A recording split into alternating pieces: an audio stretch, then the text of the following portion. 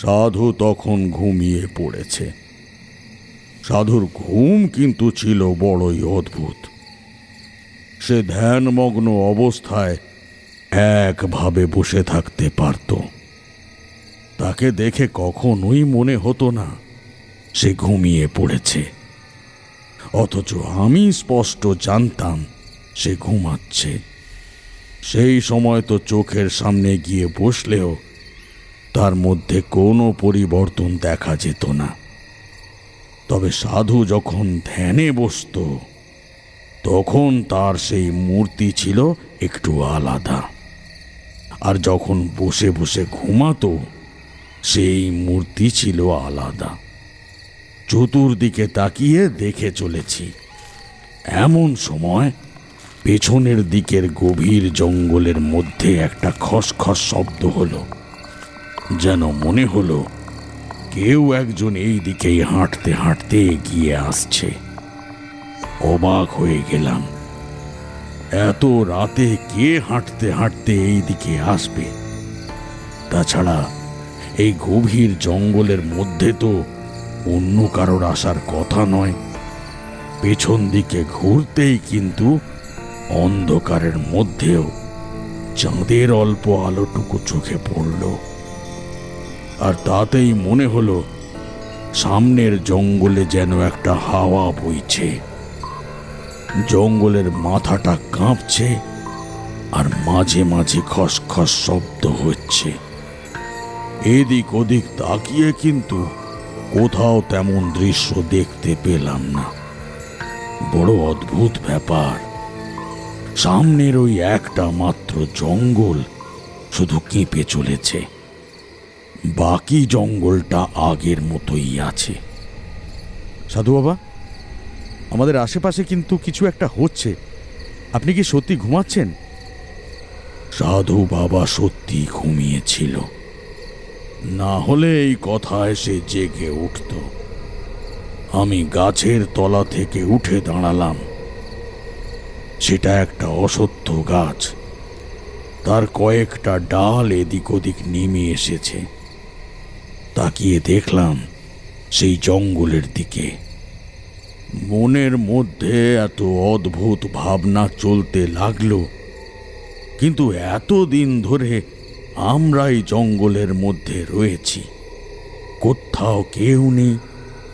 তাহলে হঠাৎ করে এই জঙ্গলের মধ্যে, আর তখনই জঙ্গলের মধ্যে দূরে একটা মেয়ের গলা শুনে সামনের দিকে তাকিয়ে দেখলাম জঙ্গলের দিক থেকে এবার কে যেন আমার দিকে হেঁটে আসছে।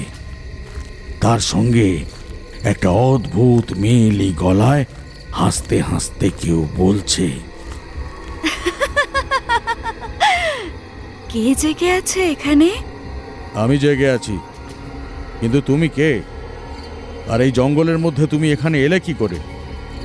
আমি আমি যে কোনো সময় যেখানে খুশি যেতে পারি, কিন্তু এই আঁধার গহীন রাতে তুমি জেগে আছো কেন? কে তুমি? এ কথা প্রয়োজনীয় নয়, কিন্তু তুমি যে কোনো সময় যেখানে খুশি যেতে পারো, তার মানে তুমি মানুষ নও? আমি মানুষ নই, আর তুমি তো মানুষদের চেয়েও অন্য ব্যাপারে বেশি জানতে চাও। তুমি নিজেও তো আর অতি সাধারণ মানুষের পর্যায়ে নেই। আমার সঙ্গে এসো, তোমায় একটা জিনিস আমি দেখাবো। সঙ্গে সঙ্গে আমি উঠে দাঁড়ালাম। উঠে দাঁড়িয়ে দুটো পা সামনের দিকে এগিয়েছি, কিন্তু চাঁদের আলোতেও সেই মেয়েটাকে আমি ভালোভাবে দেখতে পেলাম না।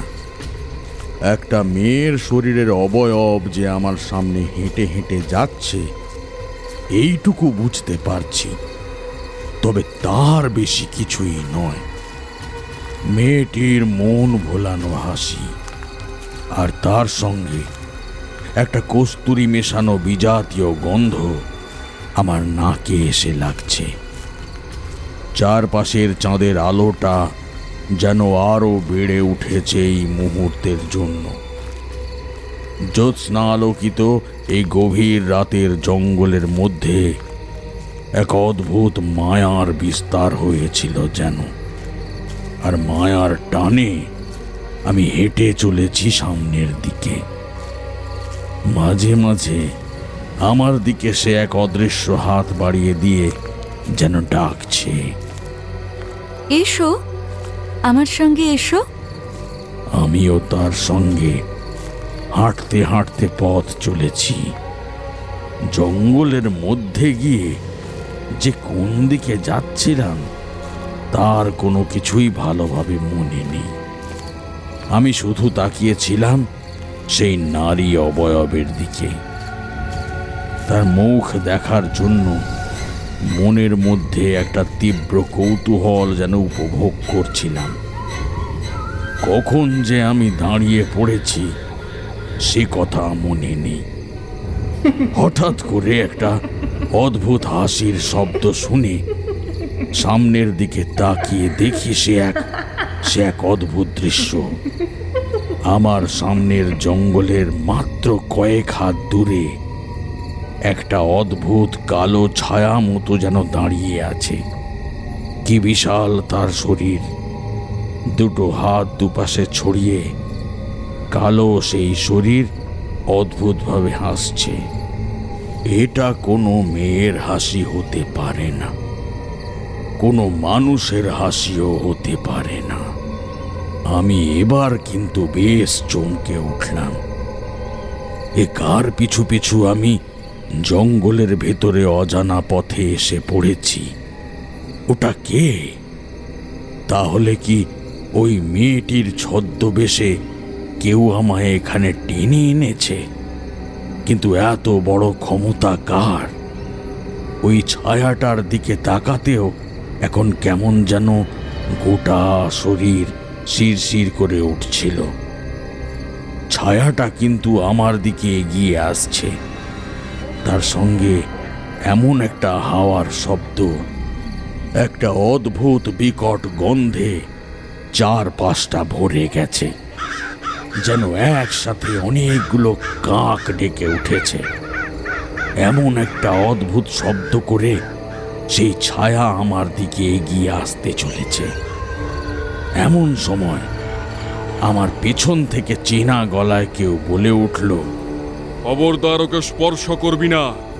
ওকে যদি স্পর্শ করিস তাহলে আজই তোর শেষ দিন।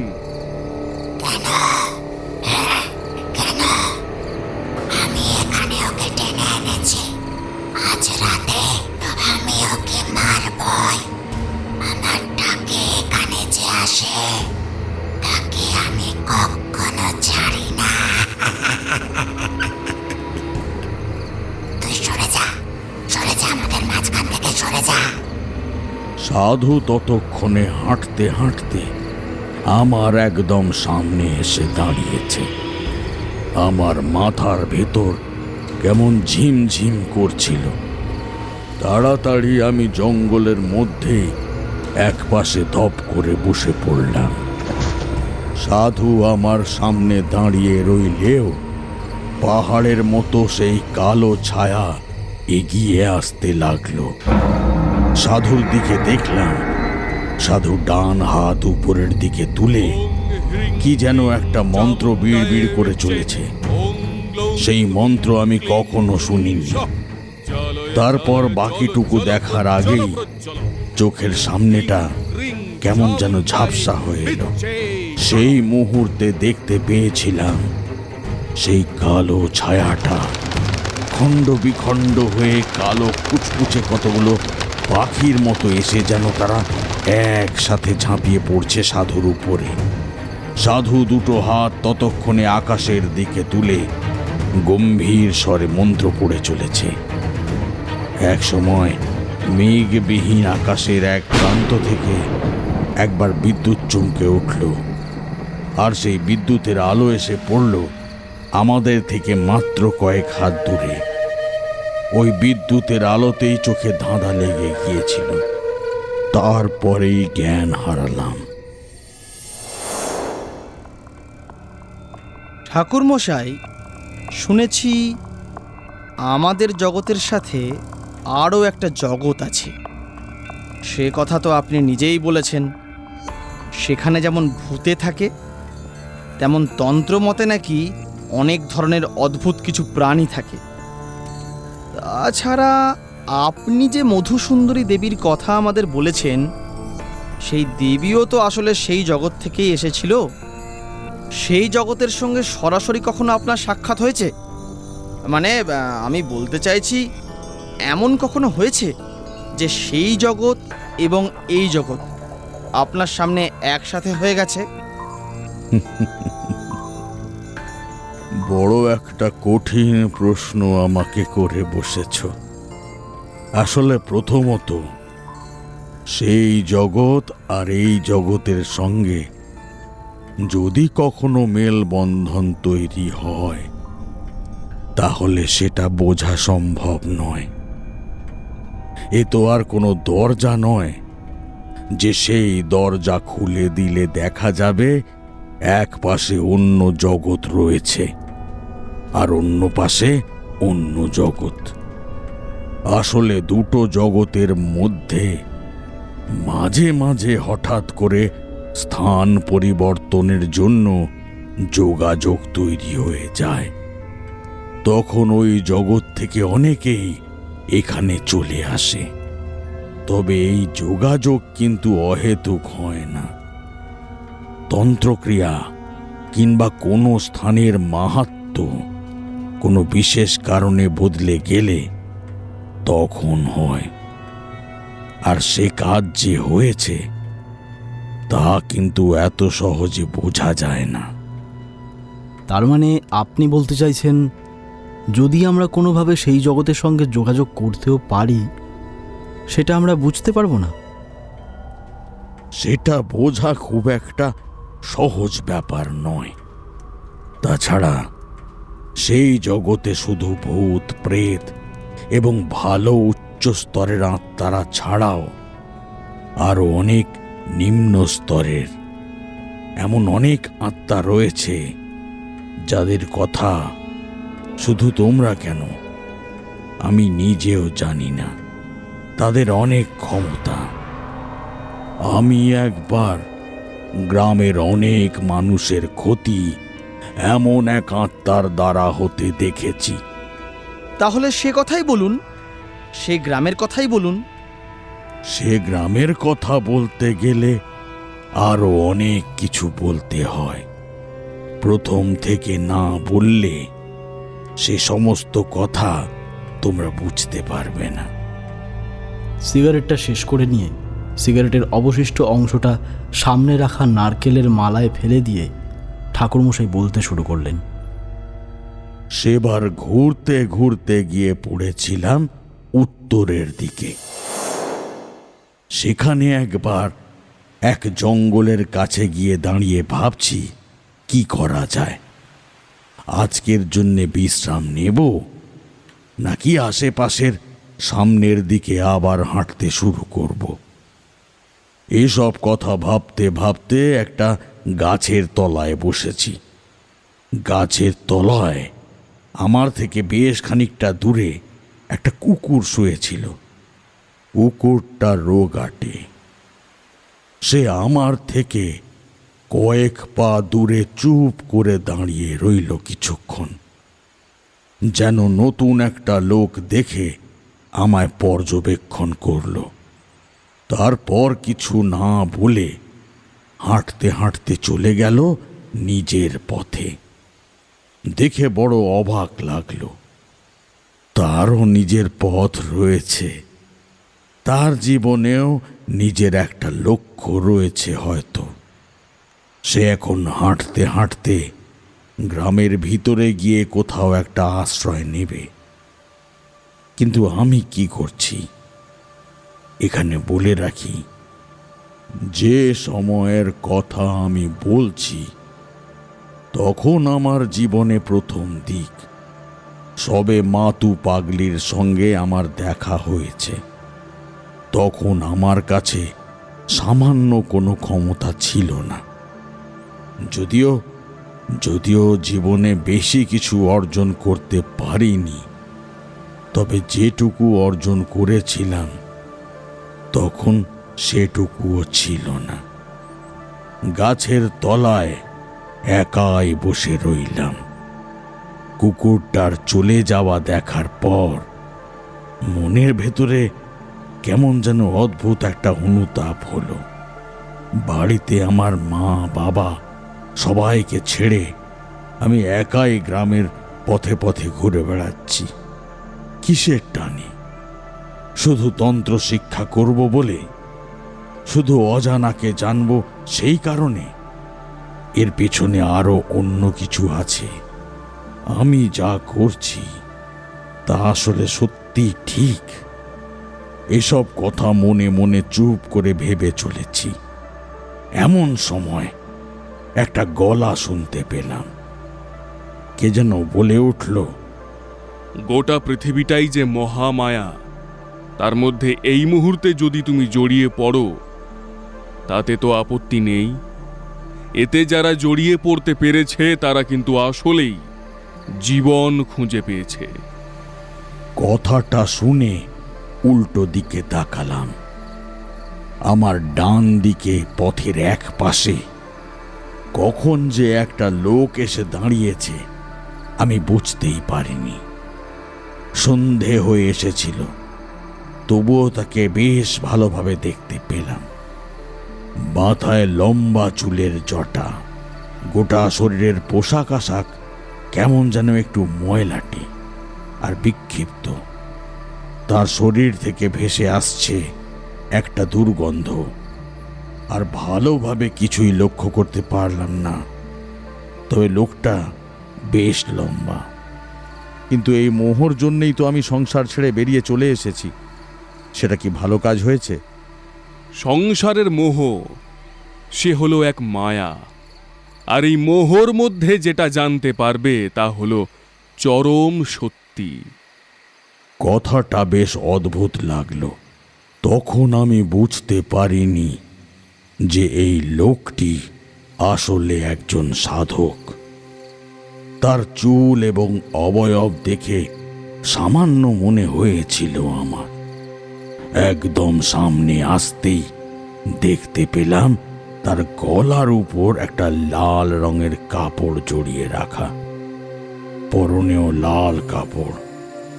গলায় বেশ কয়েকটা রুদ্রাক্ষের মালা ঝুলছে।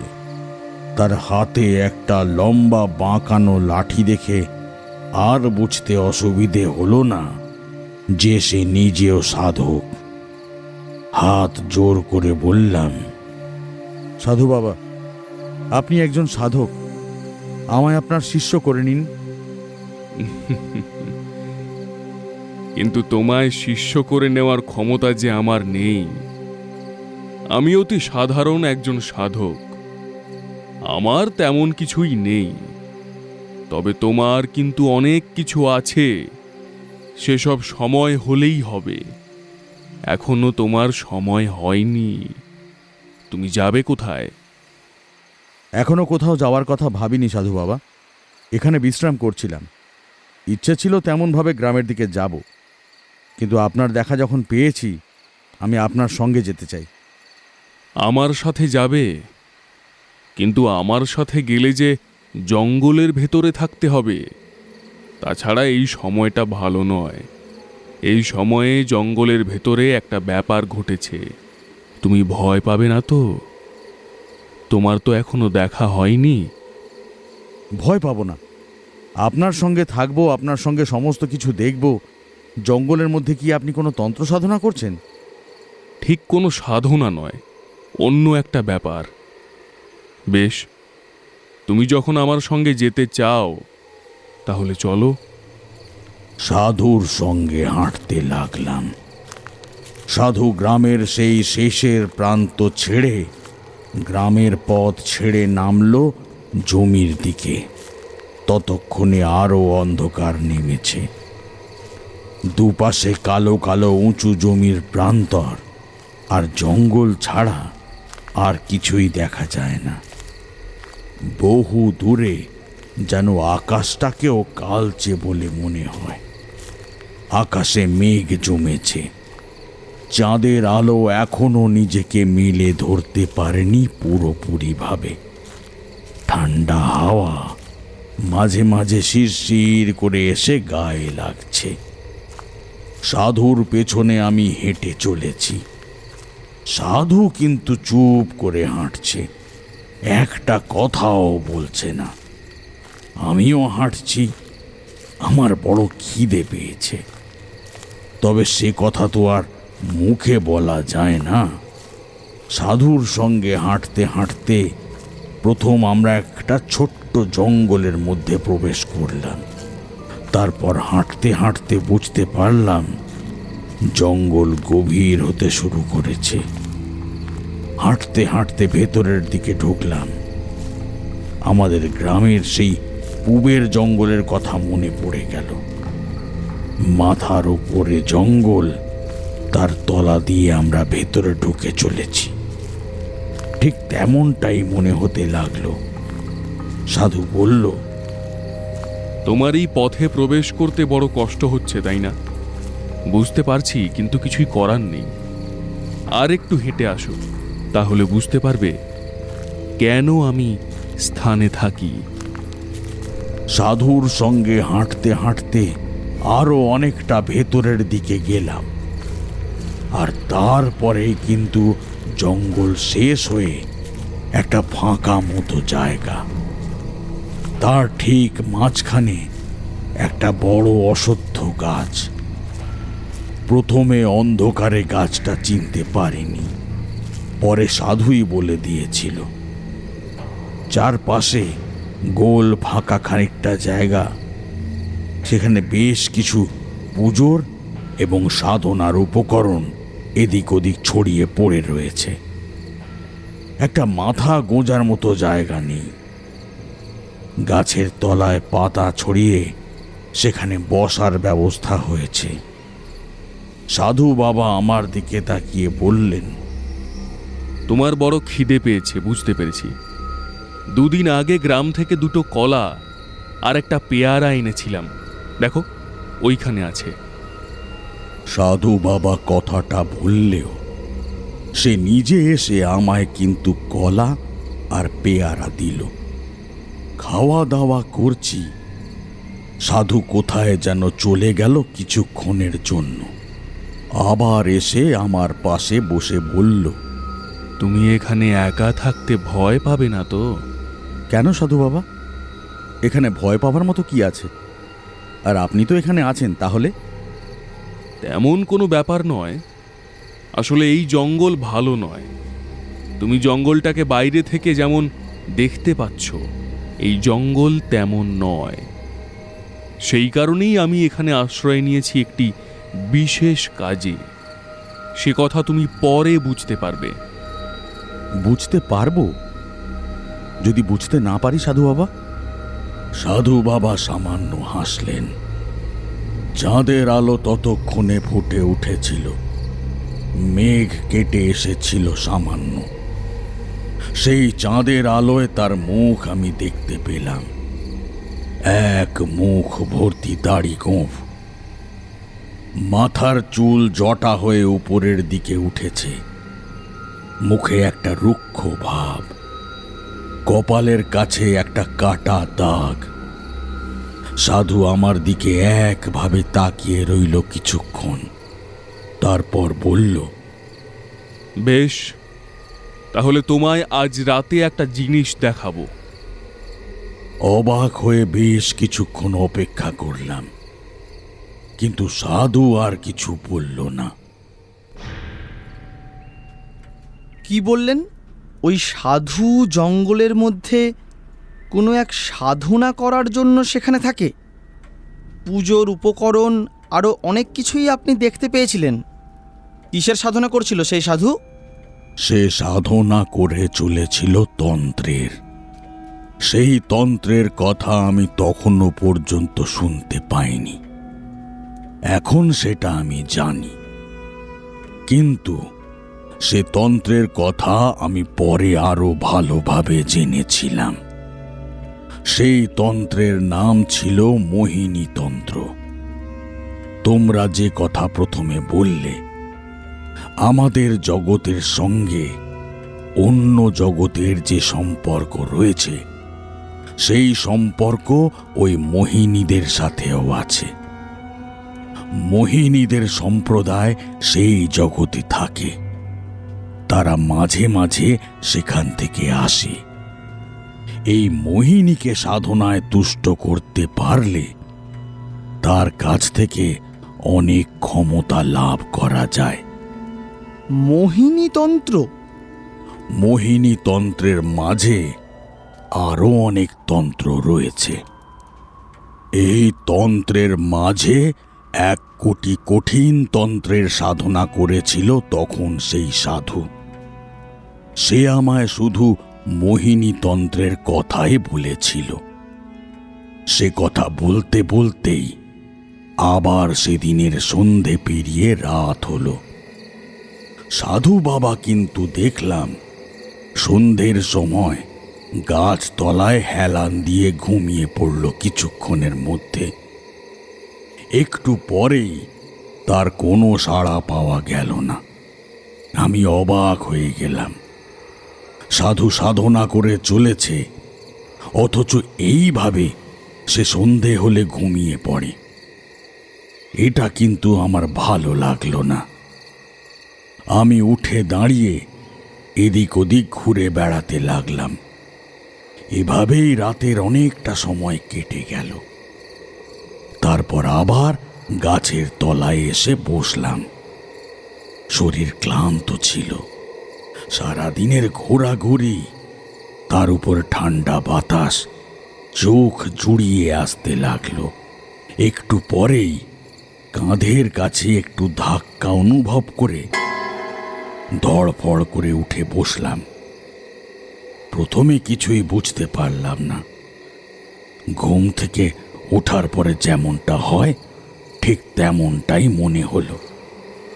তারপরে হঠাৎ করে বুঝতে পারলাম, আরে আমি তো জঙ্গলে এসে সাধুর সঙ্গে রয়েছি। দেখি সাধু আমার সামনে দাঁড়িয়ে আছে। উঠে পড়ো, তোমায় একটা জিনিস দেখাবো বলেছিলাম না? এসো আমার সঙ্গে। সাধুর কথার মধ্যে কি যেন একটা ছিল। আমি তাড়াতাড়ি উঠে পড়লাম।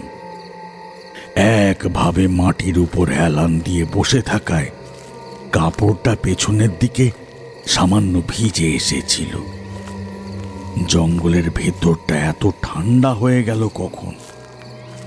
হাওয়া দিচ্ছিল ঠান্ডা, সে কথা ঠিক আছে, কিন্তু অতিরিক্ত ঠান্ডা বলে মনে হতে লাগলো। যেন মনে হলো হঠাৎ করেই এই রাতে শীতের সময় নেমে এসেছে।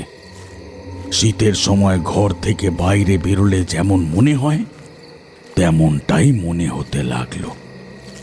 চারপাশে কুয়াশার মতো একটা সাদা আস্তরণ পড়েছে, আর সেই আস্তরণ ভেদ করে আস্তে আস্তে সামনের দিকে এগিয়ে যাচ্ছে। আমিও সাধুর পেছনে তার সঙ্গে এগিয়ে গেলাম। বেশ কিছুটা হাঁটতে হাঁটতে বুঝতে পারলাম জঙ্গলের মধ্যে আমরা ঢুকতে শুরু করেছি। একটুখানি সামনে গিয়ে সাধু চুপ করে দাঁড়ালো। তারপর আস্তে আস্তে আঙুল দিয়ে চুপ করে থাকতে বলে বলল, একভাবে ওই সামনের ডোবার জলের দিকে তাকিয়ে দেখো। আমি তাকালাম। আগেই বলেছি চারপাশটা কেমন সাদা স্বচ্ছ কুয়াশার মতো হয়ে রয়েছে, কিন্তু আকাশে চাঁদের আলো ছিল। সেই চাঁদের আলো সাদা কুয়াশা ভেদ করে ডোবার জলের কাছে গিয়ে পড়ছিল। অস্পষ্ট হলেও দেখা যায়, আর আমি প্রথমে দেখতে পেলাম ডোবার জলের এক পাশে কতগুলো ছায়া মূর্তি যেন এই গভীর রাতে ডোবার জলে স্নান করতে এসেছে। তার সাথে তাদের কথাবার্তা সবকিছু মিলিয়ে চারপাশটা কেমন যেন অদ্ভুত পরিবেশ তৈরি হয়েছিল। তারা হেসে হেসে নিজেদের মধ্যে কথা বলছে, তবে কি ভাষায় কথা বলছে তা বোঝা সম্ভব নয়। একবার মনে হলো তারা আসলেই কোনো কথা বলছে না। হাসির সঙ্গে তারা মুখ দিয়ে কোনো অদ্ভুত শব্দ করে চলেছে। সাধু বারবার দেখি জঙ্গলের মধ্যে নিজেকে লুকিয়ে রাখে। সামনের দিকে তাকিয়ে দেখতে পেলাম এতক্ষণে মনে হলো ওরা কোনো মেয়ে মানুষ জলে এসে নেমেছে। একটা নয়, প্রায় 5-6 জন একসাথে ওইখানে স্নান করছে এই রাতের বেলা। সাধু বাবা এগুলো কারা? তুমি এই পথে প্রথম। এখনই তুমি এই সমস্ত কিছু সহজে বুঝতে পারবে না, তবে শুধু জেনে রেখো, ওরা হলো এক শ্রেণীর অদ্ভুত আত্মা। তাদের তুমি যেমন প্রেতাত্মা বলতে পারো না, তেমন উচ্চ স্তরের শুভ আত্মাও বলতে পারো না, মাঝামাঝি ধরনের। ওদের বলা হয় মোহিনী। এই মোহিনী হলো অতি উচ্চ জাতের মোহিনী। মোহিনী? তার মানে আপনি মোহিনী তন্ত্রের সাধক? তোমায় বোঝানো মুশকিল। মোহিনী তন্ত্রের মধ্যেও অনেক তন্ত্র সাধনা রয়েছে। তার মধ্যে এক পর্যায়ের সাধনা আমি করছি। আমি এখানে বিগত 7 মাস ধরে আছি, আরও থাকতে হবে। আমার এখানে 2 মাস, সপ্তাহে একটা দিন আমি সেই সাধনা করার সুযোগ পাই, তা হলো শনিবার। মনে মনে হিসাব করে দেখলাম আজ যতদূর মঙ্গলবার হওয়ার কথা, তার মানে সাধুর সেই সাধনার দিন চলে গেছে। কিন্তু আমি শুনেছি একজন সাধু সাধনা করতে পারে, তার জায়গায় অন্য কেউ থাকলে সে সাধনা সম্ভব হয় না। তাতে আপত্তি নেই তারানাথ।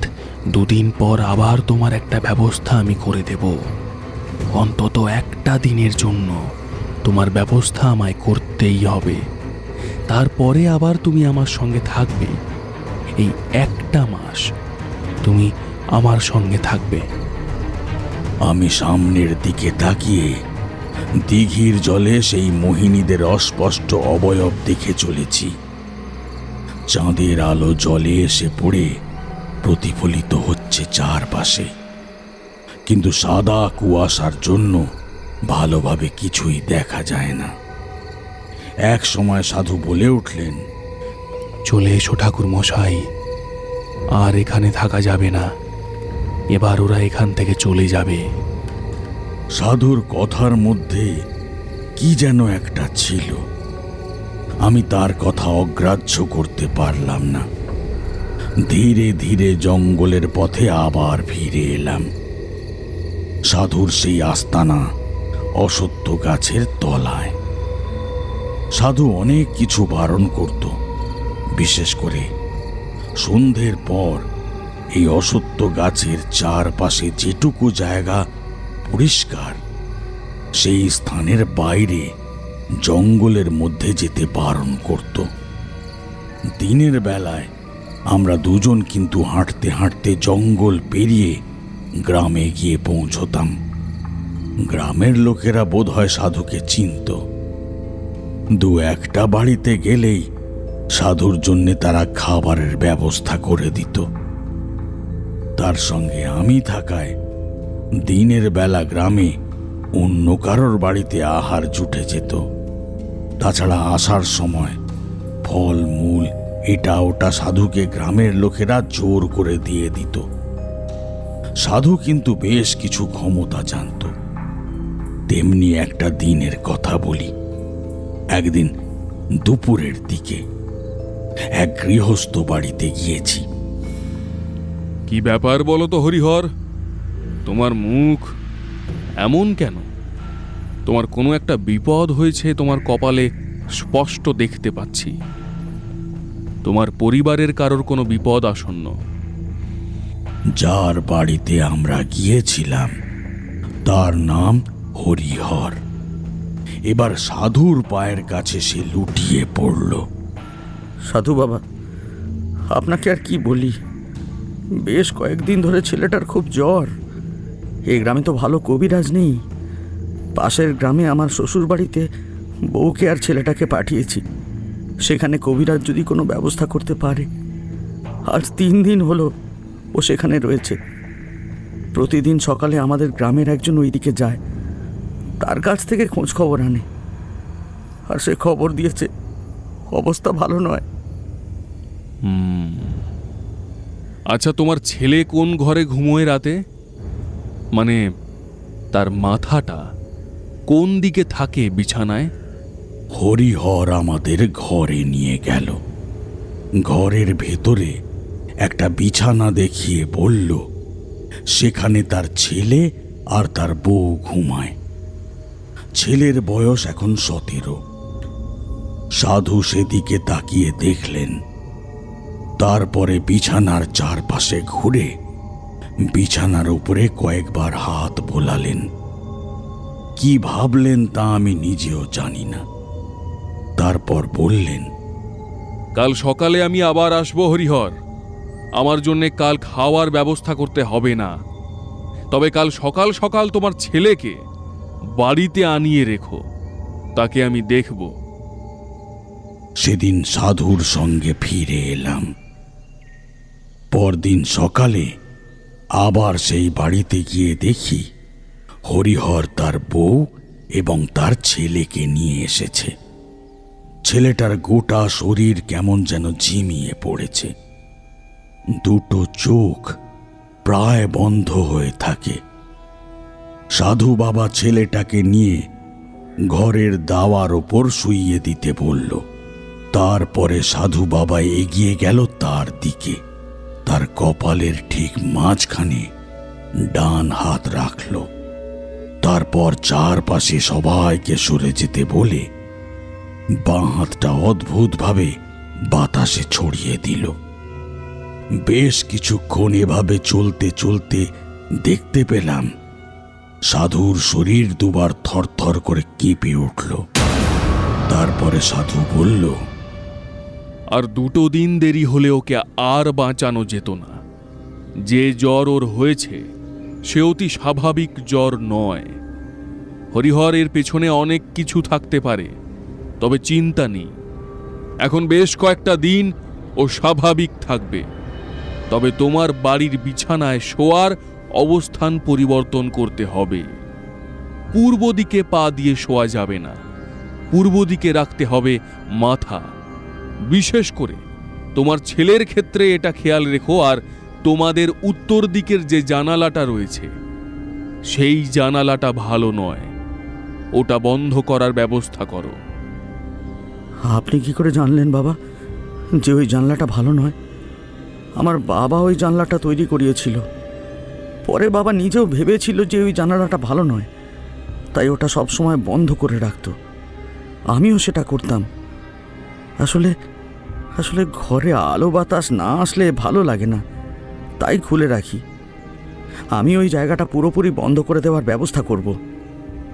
হরিহর অনেক করে বলেছিল, কিন্তু সাধু বাবা তার গৃহে সেদিন খায়নি। সাধু বাবা প্রতি সপ্তাহের 6টা দিন বিভিন্ন গৃহে খাওয়া দাওয়া করত, কিন্তু একটা দিন সে কিছুই খেত না। সেই দিন হলো শনিবার। কিন্তু শনিবার দিন সকালে সাধু বাবা আমায় গ্রামের কারোর এক বাড়িতে পাঠিয়ে দিল। বলল, আজ তুমি হরিহরের বাড়িতেই থাকবে, ঘরে থাকবে না, দাওয়ার কাছে থাকবে। তোমার কোনো বিপদ হবে না। এই যে লাল সুতো তুমি তোমার কাছে রাখো। খানিকটা তুমি তোমার হাতে পরবে আর খানিকটা হরিহরের ছেলের হাতে পরিয়ে দেবে। গোটা রাত তুমি দাওয়ার ওপর জেগে অপেক্ষা করবে। তুমি বুঝতে পারবে কেন আমি তোমায় অপেক্ষা করতে বলছি। আমি অবাক হয়েছিলাম, কিন্তু এই কদিন সাধুর যা ক্রিয়াকলাপ দেখেছি তাতে সাধু সম্পর্কে কোনো কিছু ধারণা করাই ঠিক হবে না।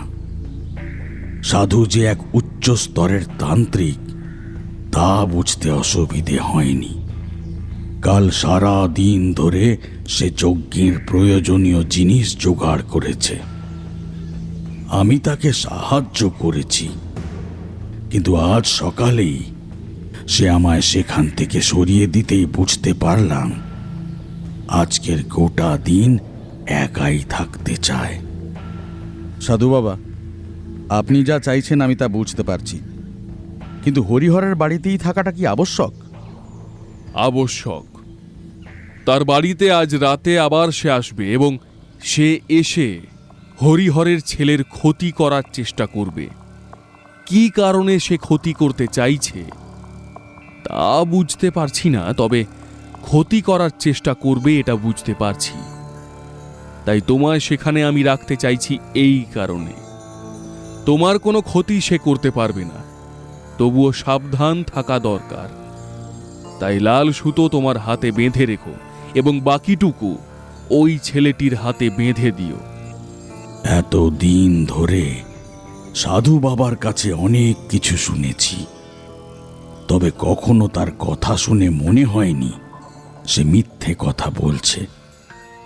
এমনকি কোনো গৃহে অকারণে সাধু বাবা কাউকে কোনো আশ্বাসবাণী দেয়নি। নিজে না বললে কিংবা সাধু বাবার খুব মনে না হলে সাধু বাবা কারোর কোনো সমাধান করার চেষ্টা করেন না। অন্তত এই কটা দিনের মধ্যে এটুকু বুঝতে পেরেছিলাম। তাই সেদিনই দুপুরের দিকে হরিহরের বাড়িতে গিয়ে পৌঁছালাম। হরিহর আমায় দেখে বলল, সাধু বাবা তোমাকে পাঠিয়েছে? তুমি এসেছো যখন ভালো হয়েছে। সাধু বাবা কাল রাতে এসেছিল, বলে গেল যে কাল তোমায় পাঠিয়ে দেবে। আজ রাতে কিছু একটা হবে। এবার কিন্তু তার কথায় আমি অবাক হয়ে গেলাম। কাল রাতে সাধু বাবা এখানে এসেছিল, কিন্তু সন্ধ্যের পরেই তো সাধু বাবাকে আমি ঘুমোতে দেখেছিলাম। মুখে কিছু বললাম না, তবে মনে মনে একটা অদ্ভুত কথা ভাবতে লাগলাম। এরপর হরিহরের বাড়িতে আমার থাকার ব্যবস্থা হলো। সেখানে আমি রইলাম না, সারাটা দিন গোটা গ্রাম ঘুরে বেড়ালাম। দুপুরের দিকে ফিরে এসে হরিহরের বাড়িতে খাওয়া দাওয়া করলাম। তারপর হরিহরের ঘরের নরম বিছানায় এসে ঘুমালাম। বিকালের দিকে আবার উঠে গ্রামে ঘুরলাম। সন্ধ্যের আগে আগেই হরিহরের বাড়িতে চলে এলাম। তবে এই সমস্ত কিছুর মধ্যে একটা কথা আমি ভুলে গেছিলাম। এক টানা এতগুলো কথা বলে তারানাথ চুপ করতে কিশোরী বলে ওঠে, ওই লাল সুতো আপনার হাতে এবং ছেলেটির হাতে বাঁধার কথা বলে দিয়েছিল সেই সাধু। তখন আমার বয়স কম। প্রথমে সমস্ত কিছু আমার কাছে তখন খুব একটা ধারণার মধ্যে ছিল না, তাই কথাটা আমি ভুলে গিয়েছিলাম। সন্ধ্যার দিকে বাড়িতে ফিরে এসেছি। বুঝতে পারলাম ছেলেটার আবার শরীর খারাপ হতে শুরু করেছে। তখনই কথাটা মনে পড়ে গেল। সঙ্গে সঙ্গে লাল সুতো খানিকটা জড়িয়ে দিলাম তার হাতে, খানিকটা আমার হাতে জড়িয়ে রাখলাম। সুতো পরিয়ে দেওয়ার সঙ্গে সঙ্গে কিন্তু একটা অদ্ভুত ব্যাপার ঘটল। এতক্ষণ তার মধ্যে যেন একটা অস্বস্তি চলছিল। সুতো বেঁধে দিতে একটু চুপ করে শান্ত হয়ে ঘুমিয়ে পড়ল। আমিও বেশ খানিকটা স্বস্তি পেলাম। হরিহর বেশ ভয় পেয়ে গেছিল এই দৃশ্য দেখে। সে বলল, আমি ভয় পেয়ে গেছিলাম। তুমি যদি না থাকতে তাহলে যে কি হতো। চিন্তা নেই, আমি গোটা রাত এখানেই থাকব। তবে আমি ঘরের ভেতরে থাকব না। একটা কাজ করুন, আপনারা দুজন আজ এক ঘরেই থাকুন, আপনার ছেলের পাশে। আমি বারান্দার কাছে সারা রাত অপেক্ষা করব। হরিহর আমায় বেশ কয়েকবার অনুরোধ করল ঘরে এসে বিশ্রাম করার জন্য। রাতের বেলা আর কিছুই হবে না। কিন্তু সাধুর কথা তো আমি ফেলতে পারি না। তার একটা কথা ভুলে গিয়ে ছেলেটার অবস্থা এমন হয়েছিল। অনেক রাত পর্যন্ত দাওয়ার কাছে বসে অপেক্ষা করলাম। হরিহরের বাড়ির উঠোনটা ছোট, সামনের দিকে তাকালেই গ্রামের পথ দেখা যায়। তারপরে একটা বড় আম গাছ।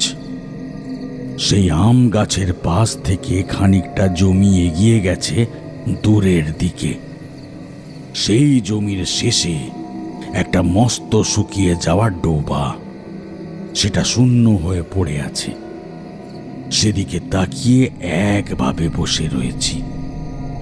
হঠাৎ করে মনে হলো যেন গ্রামের পথে কেউ একজন এপাশ থেকে ওপাশে চলে গেল। প্রথমে ভাবলাম গ্রামের কোনো মানুষ হবে, হয়তো সন্ধে পেরিয়ে সবে রাত হতে শুরু করেছে। এই সময় তো সবাই ঘুমিয়ে পড়েনি, আর তাছাড়া আজ বিকেল থেকে গরম, তাই হয়তো কেউ পথে ঘুরতে বেরিয়েছে। প্রথমে ব্যাপারটা খেয়াল করলাম না। দাওয়ার কাছে মাটির দেয়ালে হেলান দিয়ে একবার হাই তুললাম। তারপর বেশ অনেকক্ষণ ধরে ওভাবে বসে রয়েছি। একভাবে বসে থাকতে থাকতে চোখ ঘুমে জড়িয়ে আসছিল। চোখ বন্ধ হয়ে আসে, আবার কোনো মতে চোখ খুলে ফেলি, আবার চোখ বন্ধ হয়ে আসে। এমন চলছে। এমন সময় মনে হলো কি যেন একটা বাড়ির উঠোনের মধ্যে ঢুকেছে। মুহূর্তের মধ্যে চোখে কিছু দেখতে না পেলেও এটার অনুভব আমার গোটা শরীরে ছড়িয়ে পড়েছিল। তোমরা তো জানোই এই ক্ষমতা আমার হয়েছিল, তবে তখন তেমন কিছু মনে হয়নি। হঠাৎ করে মনে হলো কে যেন ঢুকেছে এই বাড়িটার চৌহদ্দির মধ্যে। সঙ্গে সঙ্গে চোখ থেকে ঘুম সরে গেল। আমি ধড়ফড় করে সোজা হয়ে উঠে বসলাম, আর তাতেই মনে হলো বাড়ির উঠোনের পাশ দিয়ে কে যেন হাঁটতে হাঁটতে বাড়ির পেছনের দিকে এগিয়ে গেল। ঠাকুরমশাই চুপ করল। ঘরের ভিতরে গিয়ে খানিকটা জল খেয়ে এলো ঢক ঢক করে। তারপর আমাদের সামনে এসে বসতেই কিশোরী বলল, আবার সে এসেছিল?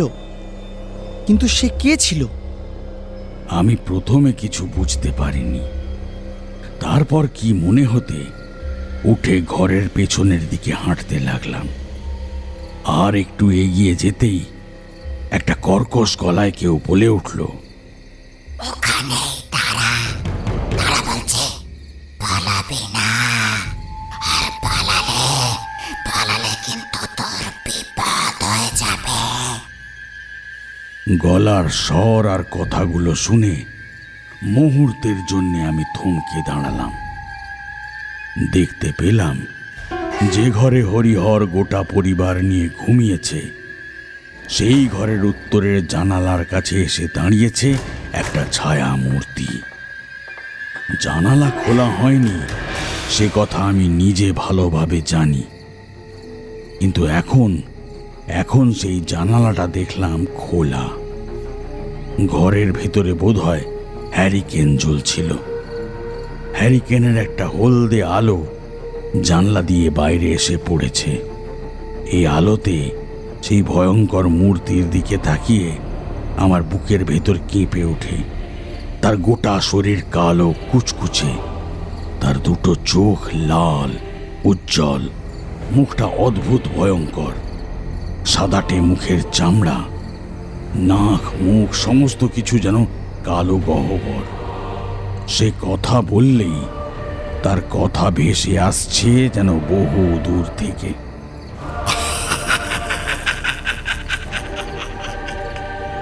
তুই রক্ষা করবি ওকে? আমার হাত থেকে ওদের রক্ষা করার ক্ষমতা তোর নেই। চলে যা এখান থেকে, চলে যা। নিজের জীবন বাঁচাতে হলে এখান থেকে চলে যা। আমায় সাধু বারবার বলে দিয়েছিল রাতের বেলা আমি কোনো বিপদে পড়তে পারি, আর সেই বিপদের জন্যেই আমি অপেক্ষা করছিলাম। আমার হাতে দেখতে পেলাম বাঁধা রয়েছে সেই লাল সুতোটা, আর তাই একটু জোরের সাথে বলে উঠলাম, কে তুমি? এখানে কেন এসেছো? আমার কথাটা শুনে সেই অদ্ভুত ভয়ঙ্কর মূর্তি কিন্তু আমার দিকে ঘুরে তাকালো। আমি বুঝতে পারলাম আমার গলা কাঁপছে, গোটা শরীর কেমন যেন ঝিমঝিম করছে। তোমরা আসলেই বুঝতে পারবে তখন আমার এই পথে প্রথম। এর আগে অমন কোনো অদ্ভুত ভয়ঙ্কর পরিস্থিতির সম্মুখীন আমি হইনি। সে আমার দিকে তাকালো, তারপর আগের মতোই বলল, আমি কে সে কথা তুই কখনোই জানতে পারবি না, কারণ এই রাত তোর শেষ রাত। কথাটা বলে সেই ছায়ামূর্তি আমার দিকে এক পা করে এগোতে শুরু করলো। আর আমার মনে হলো চারপাশের বাতাসে যেন একটা প্রবল ঝড় উঠেছে। সেই ঝড়ের মধ্যে গোটা দুনিয়াটা কাঁপতে শুরু করেছে। আমি কোনো রকমে এক পা করে পেছনের দিকে সরে চলেছি, আর সেই ছায়ামূর্তি অদ্ভুত ভয়ঙ্কর ভাবে হাসতে হাসতে আমার দিকে এগিয়ে আসছে। তার শরীরটা যেন আমার চোখের সামনে আস্তে আস্তে আরো বড় হয়ে যাচ্ছে। কিছু বুঝে উঠতে পারছিলাম না আমি। সেই সাধু এখন জঙ্গলের মধ্যে নিজের সাধনায় ব্যস্ত। হরিহর তার পরিবার নিয়ে নিশ্চিন্তে ঘুমিয়ে রয়েছে। কেউ জানে না এই রাতে আমার সামনে এসে দাঁড়িয়েছে সাক্ষাৎ মৃত্যু। সঙ্গে সঙ্গে বাড়িতে ভাইয়ের কথা মনে পড়ে গেল। মাতু পাগলির কথা মনে পড়তে লাগলো। কেন যে আমি সাধনার পথে এলাম, আর কেন যে সাধুর কথায় আজ রাতে এখানে হরিহরকে বাঁচাতে এসে নিজের জীবন দিতে এলাম। ছায়ামূর্তি আমার দিকে আরো খানিকটা এগিয়ে এসেছে। তারপরে সেই বিজাতীয় একটা অদ্ভুত কটু গন্ধ আমার চারপাশে ছড়িয়ে রয়েছে। মৃত্যুর সামনে দাঁড়িয়ে আমার চোখ দুটো বিস্ফারিত হয়ে গেল। আকাশের অল্প চাঁদের আলোয় সেই ছায়ামূর্তিকে আমি এখন ভালোভাবে দেখতে পেলাম। সে আমার আরো কাছে এসে পড়েছে। আমার দিকে আরেকটু এগিয়ে আসতে যাবে, সঙ্গে সঙ্গে সেই লাল সুতোর কথা আমার মনে পড়ে গেল। ডান হাত তুলে ধরলাম উপরের দিকে। একটা অদ্ভুত কাণ্ড ঘটে গেল। এত বড় ছায়ামূর্তির মতো ভয়ঙ্কর প্রেত আমার দিকে আসা বন্ধ করে দিল। সে ছিটকে দুহাত পেছনে সরে গেল। তারপর চিৎকার করে বলল, তোকে কতদিন বাঁচাবে, কতদিন বাঁচাবে, কতদিন? সে হাওয়ায় ভর করে জানলা দিয়ে ঘরের ভেতরে গিয়ে ঢুকল। আমিও সঙ্গে সঙ্গে দরজাটা খুলে ঘরের ভেতরে গিয়ে ঢুকলাম। হরিহর নিজেই বলে রেখেছিল সারা রাত সে দরজা বন্ধ করবে না, দরজা খোলাই থাকবে। যদি এমন কিছু হয় তাহলে যেন আমি ঘরে ঢুকে যেতে পারি। আমি ঘরে এসে ঢোকার আগে দেখতে পেলাম হ্যারিকেন মাথার কাছে একটা মস্ত বড় কাঠের টুলের ওপর চলছে, আর ওদের তিনজনের ঘুমন্ত শরীরের ঠিক পায়ের কাছে দাঁড়িয়ে রয়েছে সেই ভয়ঙ্কর প্রেত। এতক্ষণে ভেতরে ঢুকে তাকে আটকাতে পারতাম, কিন্তু কি মনে হতে সেখানে স্থির হয়ে দাঁড়িয়ে রইলাম। সাধু বাবা আমায় এখানে তাকে আটকানোর জন্যে পাঠিয়েছে। কিন্তু তার সঙ্গে আমায় সমস্ত ব্যাপার ভালো করে দেখতে বলেছে। আমিও তাই ভালো করে দেখার জন্যে দাঁড়িয়ে রইলাম। সেই ছায়া মূর্তি ঘুরতে ঘুরতে মাথার কাছে এসে দাঁড়ালো। তারপর একটা অদ্ভুত দৃশ্য দেখতে পেলাম। ঘুমের ঘোরে যেন পাশ ফিরে যায় এমনভাবে হরিহর এবং তার স্ত্রী দুজনে ছেলেটার কাছ থেকে দুদিকে সরে গেল। তারপরেই দেখতে পেলাম সেই ছায়া মূর্তি ঝুঁকে পড়েছে সেই ছেলেটার মাথার কাছে। তারপরেই সে ছিটকে দুপা পেছনে সরে এলো। একটা গড়গড় গর্জন শুনতে পেলাম। আস্তে আস্তে সে বলল, লাল সুতো, আবার সেই লাল সুতো। আমার শিকার আমার হাত থেকে টেনে নিয়ে যাওয়া যায় না। তোমার আর কোনো ক্ষমতা কাজ করবে না। কথাটা শুনেই সে পেছনের দিকে ঘুরে তাকালো। আর ঠিক সেই মুহূর্তের জন্যে আমি যেন দেখতে পেলাম একটু আগে যে ভয়ঙ্কর মুখ দেখেছি সেখানে সেই মুখটা নেই। তার বদলে একটা মেয়ের মুখ। মুহূর্তের জন্য সেই মুখটা দেখতে পেয়েছিলাম। তারপরে সেটা বদলে গেল আবার সেই ভয়ঙ্কর মূর্তিতে। সে হাঁটতে হাঁটতে জানলার কাছে গিয়ে দাঁড়ালো। তারপর বলল, এত সহজে আমি ছাড়বো না, ওকে আমি নিয়ে যাবই। তারপরেই সেই জানলার কাছে গিয়ে যেন একটা ছোট্ট ঝাঁপ দিয়ে জানলার গরাদের ফাঁক গলে বাইরে বেরিয়ে গেল। অনেকক্ষণ দরজার কাছে দাঁড়িয়েছিলাম। দেখলাম 3 জন ঘুমিয়ে রয়েছে। হাঁটতে হাঁটতে গিয়ে জানলাটা বন্ধ করে দিলাম। তারপরে ঘরের হ্যারিকেনটার আলো বাড়িয়ে দিচ্ছি। এমন সময় হরিহরের ঘুম ভেঙে গেল। সে ঘুম ভেঙে উঠে পড়ল। সে বলল, কি ব্যাপার, তুমি এখানে? কিছু হয়েছে? না, কিছু হয়নি।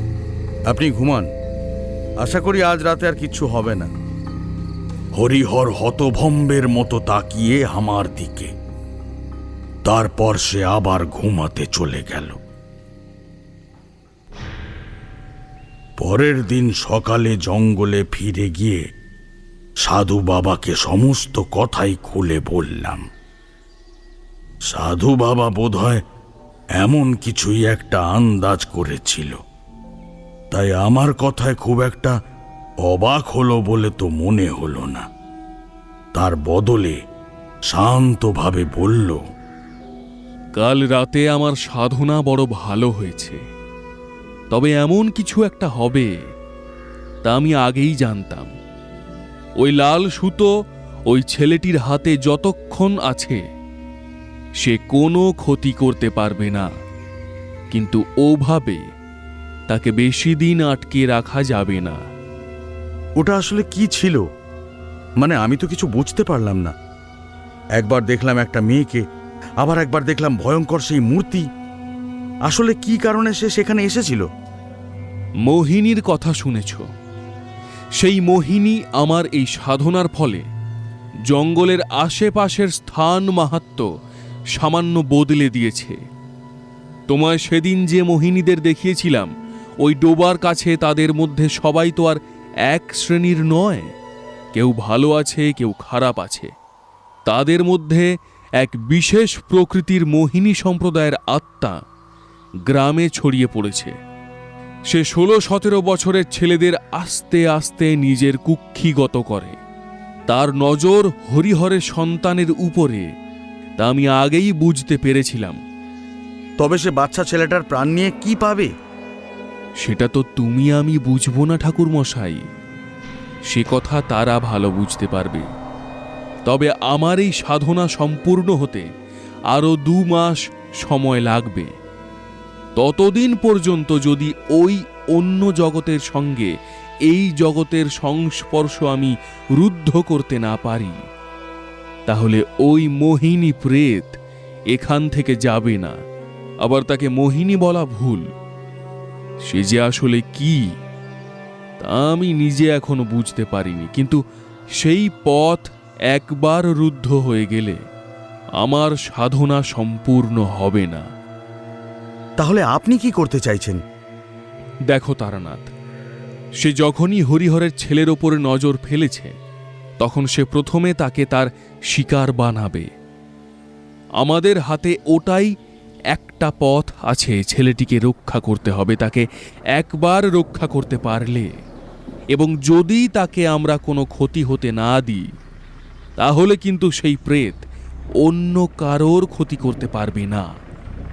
সাধুর কথা আমি ভালোভাবে কিছুই বুঝতে পারছিলাম না, কিন্তু সমস্ত ব্যাপার নিয়ে যে একটা জটিল সমস্যা তৈরি হয়েছে আর তার সঙ্গে যে সাধুর সাধনার কোনো একটা সম্পর্ক আছে সেটা বুঝতে পারছি।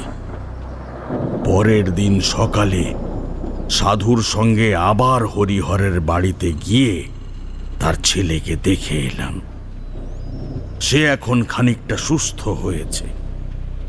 সাধু সেই ছেলেটার বিছানায় মাথার বালিশের তলায় কি একটা রেখে এলো। সেটা সব সময় যেন সেখানেই থাকে সেটা দেখতে বলল।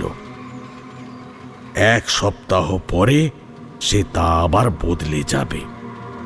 আর সেদিন রাতেই সেই পিশাচ আমায় এক মেয়ের রূপ ধরে ডেকে নিয়ে যেতে চেয়েছিল জঙ্গলের ভিতরে।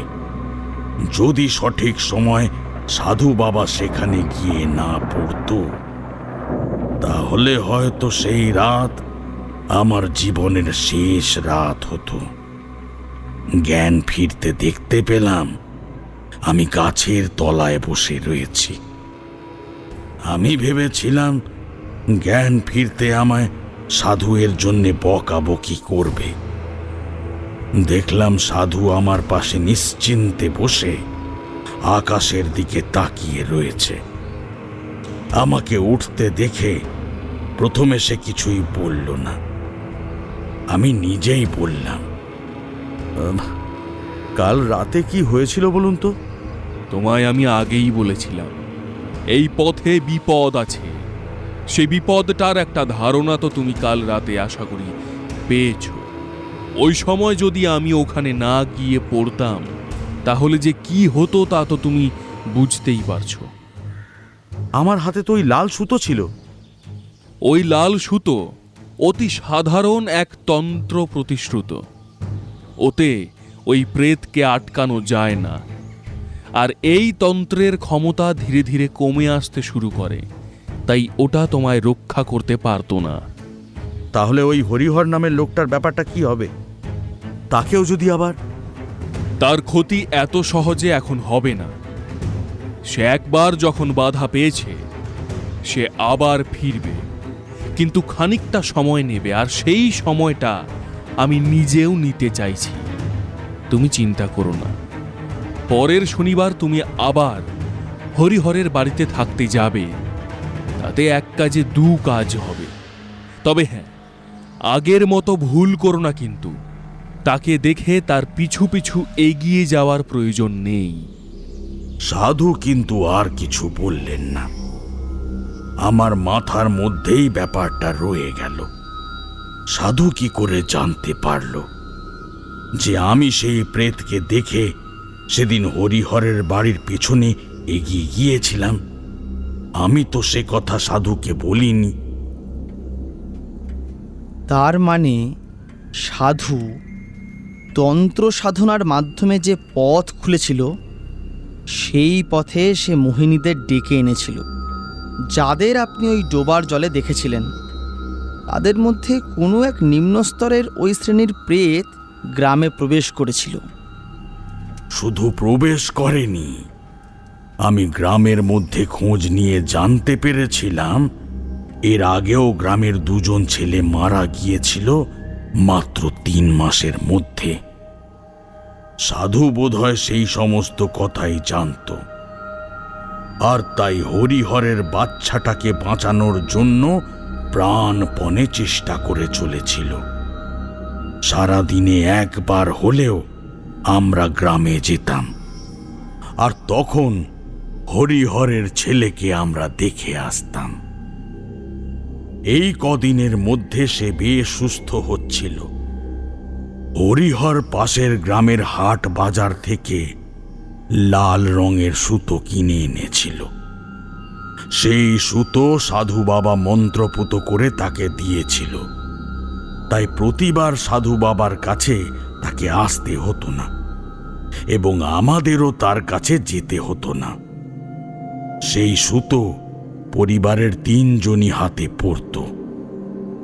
এইভাবে সাধু বাবা যে সেই পিশাচকে আটকে রাখতে চায় তা বুঝতে পেরেছিলাম, কিন্তু তার ফল যে এতটা ভয়ানক হবে তা তখন বুঝতে পারিনি। তারানাথ কিছুক্ষণ চুপ করে বাইরের দিকে তাকিয়ে রইল। তারপর কিছুক্ষণ পরে বলতে শুরু করলো, দেখতে দেখতে কয়েকটা দিন কেটে গেল। প্রতি সন্ধেবেলায় সাধু বাবা ঘুমিয়ে পড়ে। তারপর আমার যখন ঘুম আসে তখন দেখি সাধু বাবা ঘুম থেকে উঠে পড়েছে। মাঝে মাঝে রাতের বেলা ঘুম ভাঙলে দেখতে পেতাম সাধু বাবা আমার পাশে নেই। হঠাৎ হঠাৎ মনে হতো সাধু বাবা বোধহয় গোটা রাতে ফেরেনি, একদম শেষ রাতের দিকে ফিরে এসেছে। কিন্তু গভীর রাতে সাধু বাবা কোথায় যায় সে কথা কখনো বলতে সাহস হয়নি। সাধু বাবা আমায় সব কথা বলতো, কিন্তু ওই ব্যাপারে কোনো উচ্চবাচ্য করত না, তাই আমিও সে কথা জিজ্ঞেস করতে পারতাম না। দেখতে দেখতে প্রায় দিনকাল সেখানেই কেটে গেল। অপেক্ষা করতে লাগলাম শনিবারের জন্য। তবে এবার সাধুর মধ্যেও কেমন যেন একটা অস্বস্তি লক্ষ্য করলাম। সন্ধেবেলা সে আর ভালোভাবে ঘুমাতে পারে না। একদিন বাধ্য হয়ে জিজ্ঞাসা করেই ফেললাম, সাধু বাবা, কিছু হয়েছে? সন্ধেবেলা আপনি এমন অস্বস্তিতে থাকেন। সন্ধেবেলা তো আপনি প্রতিদিন ঘুমোতেন, তাহলে ব্যাপারটা কি হলো? বড় সর্বনাশ হতে চলেছে ঠাকুর মশাই, বড় সর্বনাশ হতে চলেছে। যে পথ আমি সাধনার দ্বারা উন্মুক্ত করেছি সেই পথে যে পিশাচ এসেছে, সেই পিশাচের ক্ষমতা অনেক বেড়ে গেছে। কি করে বেড়েছে সে কথা আমি জানি না, তবে তাকে আটকানো এবার সহজ ব্যাপার হবে না। সাধু বাবার মুখে প্রথমবারের জন্য কেমন একটা ভয়ের ছায়া এসে পড়ল। সাধু বাবা নিজের মতোই বললেন, ও আমার ভুল। আমি যদি এখানে এসে এই জঙ্গলে এভাবে সাধনা না করতাম তাহলে হয়তো ওরা বেরিয়ে যেতে পারতো না। কিন্তু ওরা যে এভাবে বেরিয়ে গ্রামে পৌঁছে যাবে সে কথা আমি কি করে জানব? সমস্ত কিছু ভাবতে গেলে তো আর সাধনা করতে পারবো না আমি। সাধু বাবা, আপনার কোনো ভুল নেই। আপনি সাধনা করার জন্য এই স্থান বেছে নিয়েছেন। যদি দুর্ভাগ্যবশত এমন কোনো ঘটনা ঘটে থাকে তাতে আপনার কোনো হাত নেই। আপনি শুধু শুধু নিজেকে দোষ দিচ্ছেন কেন? তুমি বুঝতে পারছো না ঠাকুর মশাই, ওই পিশাচ কাউকে ছাড়বে না, কাউকে না। ও মোহিনীদের সঙ্গে এসে ওই পথে বেরিয়ে পড়েছে। এবার আমি বুঝতে পেরেছি তাকে আমি মোহিনী ভেবে ভুল করেছিলাম। সে মোহিনী নয়, সে অতি নিম্ন স্তরের কোনো এক পিশাচ, যার ক্ষমতা কিন্তু অনেক। আপনি যখন মোহিনীতন্ত্রে সিদ্ধ হয়ে যাবেন তখন তো আপনি নিশ্চয়ই তাকে আটকাতে পারবেন। কিন্তু সময় লাগবে, অন্তত মাসখানেকের বেশি সময় লাগবে। কিন্তু এই শনিবার সে আবার হরিহরের ছেলেকে মারার চেষ্টা করবে। কি যেন আমার মধ্যে হলো। বাড়ির কথা, সংসারের কথা, আমার জীবনের কথা সব কিছু ভুলে গেলাম। বললাম, চিন্তা করবেন না সাধু বাবা, আগের শনিবারের মতো এই শনিবারেও আমি হরিহরের বাড়িতেই থাকব। তাকে আমি আটকানোর চেষ্টা করব। আপনি শুধু আমায় সাহায্য করুন। আপনি এখানে থেকেই আপনার সাধনা চালিয়ে যাবেন। আপনার সাধনার ব্যাঘাত করতে হবে না। সাধু বাবা কেমন যেন অদ্ভুত চোখে কিছুক্ষণ তাকিয়ে রইল আমার দিকে। তারপর হঠাৎ করে আমার কাঁধের উপর একটা হাত রেখে শক্ত করে চেপে ধরে বলল, তন্ত্র সাধনার পথে তোমার বেশি দূরে এগিয়ে যাওয়ার উপায় নেই। তোমায় সংসারে ফিরে যেতে হবে। মাঝে মাঝে আবার সাধনা করার সুযোগ পাবে, তবে সাধনায় সিদ্ধি লাভ তোমার খুব ভালোভাবে কখনই হবে না। এই কথা আমি বলতে পারি, তুমি একজন ভালো সাধক হবে। এই দুনিয়াতে অনেক সাধক দেখেছি, অনেক তান্ত্রিক দেখেছি। তাদের মধ্যে অনেকেই অসৎ, অনেকেই সামান্য ক্ষমতা পেয়ে তার গর্ব করে।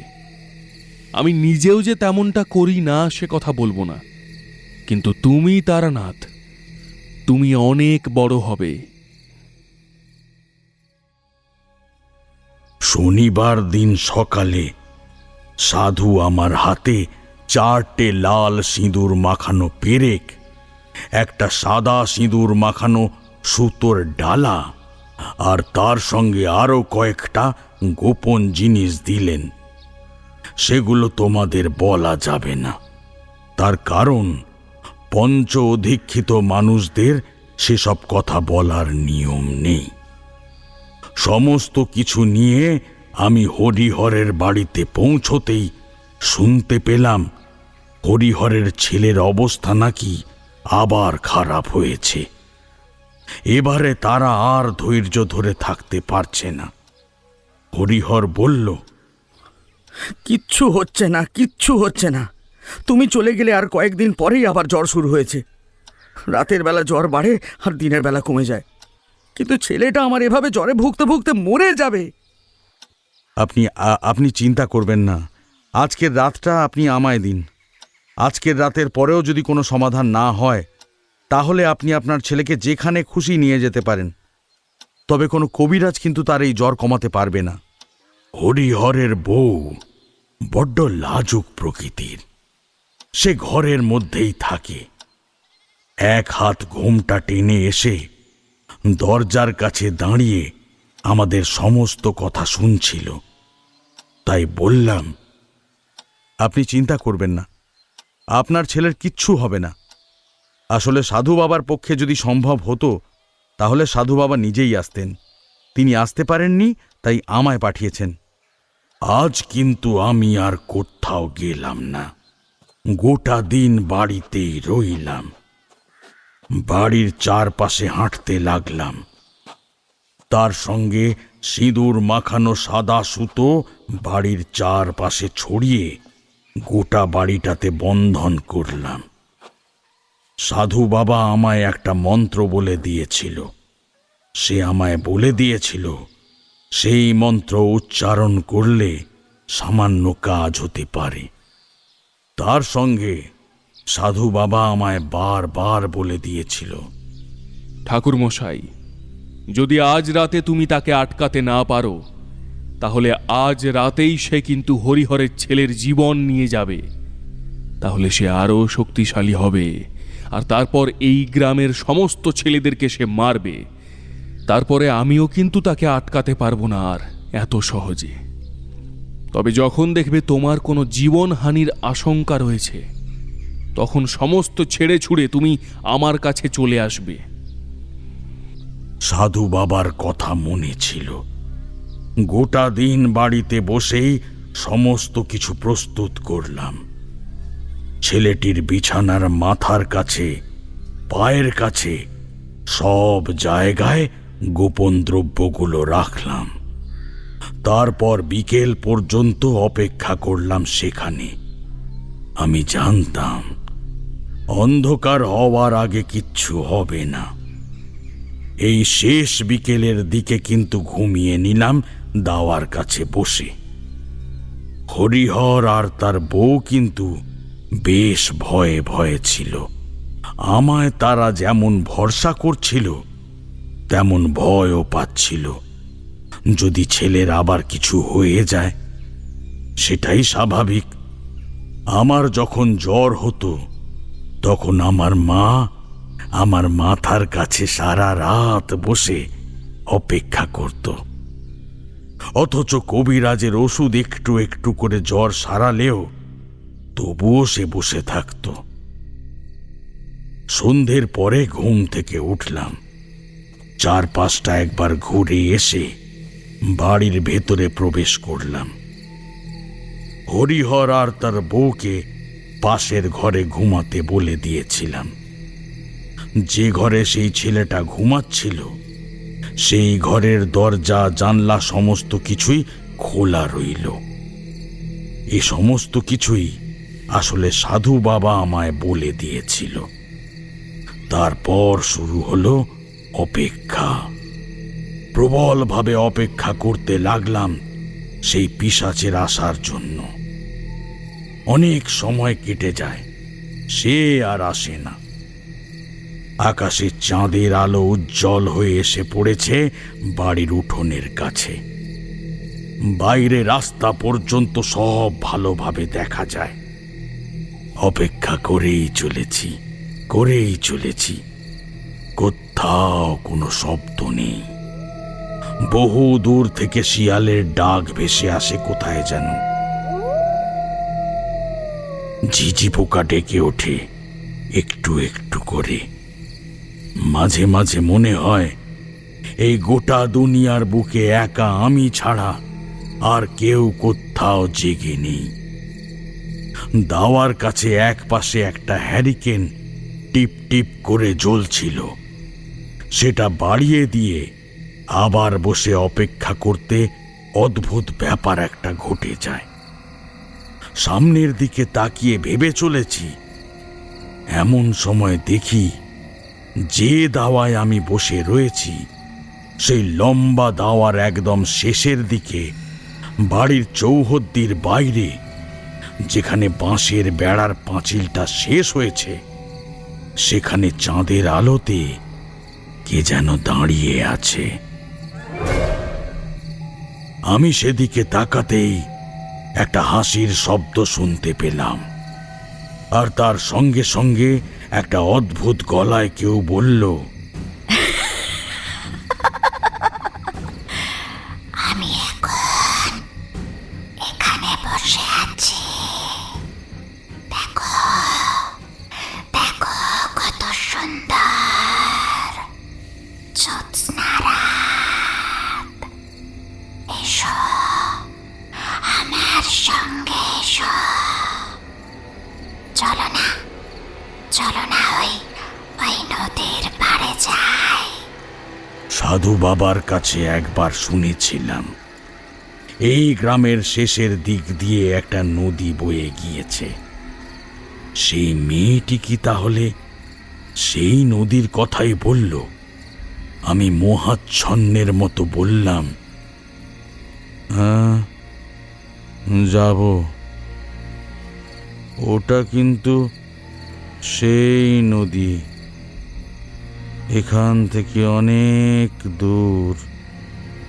আমি যে এখানে একটা বিশেষ কাজে এসেছি। আমার সঙ্গে তোমার যাওয়াটাও যে একটা বিশেষ কাজ। কোথায় আর দূর, আমি তো তোমার সঙ্গে থাকবো। হাঁটতে হাঁটতে ঠিক চলে যাব। এসো এসো বলছে। আমি দাওয়া ছেড়ে নিচের দিকে নেমে আসার জন্য উঠে দাঁড়ালাম। মাথার ভেতরটা কেমন যেন একটা হয়েছে। আমি এখানে কি কারণে এসেছি সব ভুলে গিয়েছি। বাঁশের বেড়ার উপর দাঁড়িয়ে থাকা সেই মেয়েটাকে যেন আমি স্পষ্টভাবে দেখতে পাচ্ছি। তখন উঠোন ছেড়ে নিচের দিকে নামতে যাব, এমন সময় পায়ের কাছে কিছু একটা বাঁধল, আর তাতেই গোটা শরীরটা একবার থরথর করে কেঁপে উঠল। তাড়াতাড়ি আমি সম্বিত ফিরে পেলাম। তাকিয়ে দেখি বাঁশের বেড়ার কাছে সেই মেয়েটা তখনও দাঁড়িয়ে আছে। ডান দিক থেকে হ্যারিকেনটা তুলে নিয়ে তার আলো বাড়িয়ে দেখতে পেলাম আমার ঠিক পায়ের কাছে পড়ে রয়েছে একটা লাঠি। লাঠিটাকে মুহূর্তের মধ্যেই আমি চিনতে পারলাম। এমন আঁকাবাঁকা লাঠি আমি সেই সাধুর হাতে দেখেছিলাম প্রথমবার যখন তার সঙ্গে আমার সাক্ষাৎ হয়েছিল। তখন লাঠিটা দুই একবার তার কাছে দেখেছি, কিন্তু সেই লাঠিটা এখানে এলো কি করে? সঙ্গে সঙ্গে আবার ভেসে এলো সেই গলার স্বর। কি হলো? এসো, এসো বলছে। আমি লাঠিটা এক হাতে তুলে ধরতেই কি যেন একটা হয়ে গেল। মনে হলো আমার গোটা শরীরে একটা বিদ্যুৎ তরঙ্গ খেলে গেল। ঠিক ওই তোমাদের ইলেকট্রিকের বোর্ডের উপরে হাত দিয়ে কোনোভাবে যদি ইলেকট্রিকের তার আমাদের হাতে এসে লাগে, তাহলে যেমনটা হয় তেমনটাই আমার এক মুহূর্তের জন্যে যেন হলো। আর তারপরেই আবার তাকালাম বাঁশের বেড়ার দিকে। কোথায় সেই মেয়েটা দাঁড়িয়ে নেই, তার জায়গায় একটা বড় কালো ছায়া দেখতে পেলাম। এই ছায়াকে আমি এর আগেও দেখেছি। সেদিন রাতের বেলা গাছের তলা থেকে আমায় যে ডেকে নিয়ে গিয়েছিল সেই পিশাচ এই ছায়া, আর এই মেয়েটি হলো সেই মেয়েটি। সঙ্গে সঙ্গে সব কিছু আমার কাছে জলের মতো পরিষ্কার হয়ে গেল। এই গৃহের বন্ধন থেকে সে যদি আমায় বাইরে বার করতে পারত, তাহলে এই গৃহের বন্ধন ছিন্ন হতো।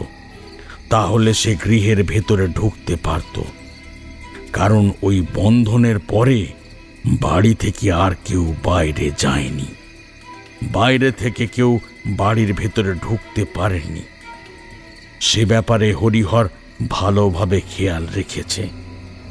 আমি গলা তুলে বললাম, তুমি এবারে সফল হবে না। তুমি এবারের গৃহবন্ধন ছিন্ন করে এখানে ঢুকতে পারবে না। সঙ্গে সঙ্গে সেই মেয়েটির গলার হাসিটা বন্ধ হয়ে গেল। তার সঙ্গে তীব্র স্বরে কেউ গর্জন করতে লাগলো। ঘর ঘর করতে করতে বুঝতে পারলাম সেই কালো ছায়াটা মাটি ছেড়ে শূন্যে উঠতে শুরু করেছে। আর তার সঙ্গে কোথা থেকে যেন এক দল কাক এসে তার মাথার উপরে জড়ো হয়েছে। কাকগুলো অদ্ভুত কাঁ কাঁ শব্দ করে চারপাশটা ভরে তুলল। সেই কালো ছায়া বাড়ির চারিদিক লক্ষ্য করে মাথার উপর দিয়ে ঘুরতে লাগলো, কিন্তু সে বাড়ির ভেতরে যেমন প্রবেশ করতে পারল না, তেমন বাড়ির উপরের আকাশেও আসতে পারল না। সে বাড়িটাকে চার কোণা করে প্রদক্ষিণ করতে লাগলো। বারবার চিৎকার করে বলল, তোর এত ক্ষমতা, তুই আটকাবি আমায়? তুই জানিস, জানিস আমি কে? তুমি যেই হও না কেন, তোমায় আমি আর ভয় পাই না। তুমি এই গ্রামের শিশুদের ক্ষতি করতে চাও, আর তোমায় আমি কিছুতেই বাড়িতে ঢুকতে দেব না। এই বন্ধন শেষ রাত্রে ছিন্ন হয়ে যাবে, তখন তুই আমায় গৃহে ঢুকতে আটকাতে পারবি না। গ্রামের ও হরিহরের ছেলেকে বাঁচাতে যদি আমায় তোমার সামনে দাঁড়াতে হয়, আমি তাহলে তাও দাঁড়াবো, কিন্তু তোমায় আমি এখানে ঢুকতে দেব না। তারপরে সে গৃহে ঢোকার চেষ্টা করেনি? করেনি। আবার বারবার নানাভাবে ভয় দেখিয়েছে। কখনো সেই কাকের দলের সাথে নিজের শরীর মিশিয়ে অদ্ভুতভাবে বাড়ির চারপাশে চক্কর খেয়েছে।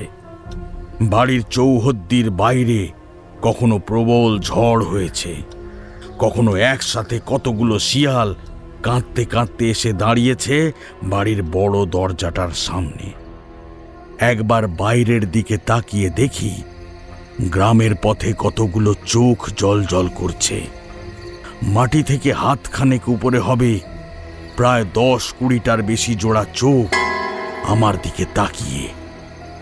আমি কিন্তু তখনও মনের সাহস হারাইনি।